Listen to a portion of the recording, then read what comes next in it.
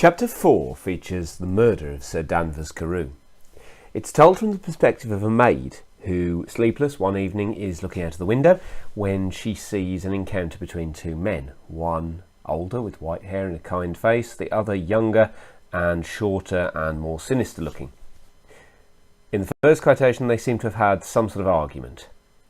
The old gentleman took a step back with the air of one very much surprised and a trifle hurt, and at that Mr. Hyde broke out of all bounds and clubbed him to the earth. And next moment, with ape-like fury, he was trampling his victim underfoot and hailing down a storm of blows, under which the bones were audibly shattered and the body jumped upon the roadway. At the horror of these sights and sounds, the maid fainted.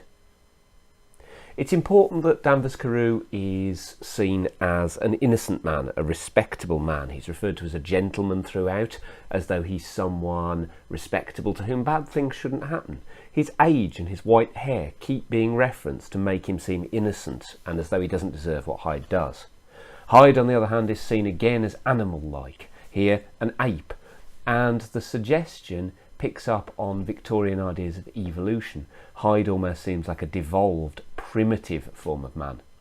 Here we see plenty of violent verbs: broke, clubbed, trampling, hailing, shattered, jumped, and the physical description of the attack is quite brutal, the body itself leaping off the floor with the power with which Hyde hits it.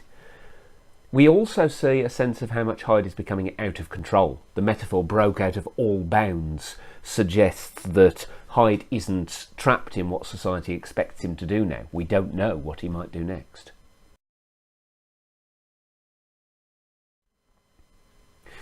The setting plays an important part in this chapter as well.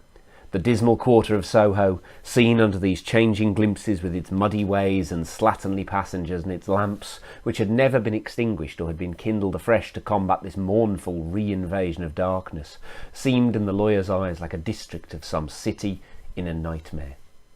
The novel draws on ideas of corruption in society, the idea that murderers like Jack the Ripper, or public health nuisances like the amount of gin that poor people were able to consume because it was so cheap, are slowly destroying respectable London. Here we see the symbolism of darkness being in a war with light.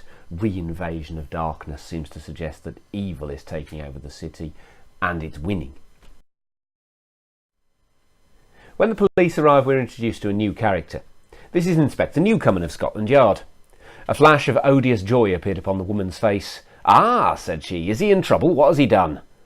Mr. Utterson and the inspector exchanged glances. "He don't seem a very popular character," observed the latter. "Why, money's life to the man. We have nothing to do but wait for him at the bank and get out the handbills." Here we see the police in pursuit of Hyde.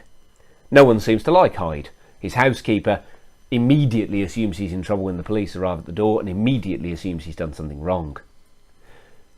In the final lines of the chapter, we see that they are laying a trap for Hyde, that Hyde's money is still in the bank, but he hasn't got his chequebook, and therefore he will need to turn up to the bank in order to get his money, and the police plan to lie in wait.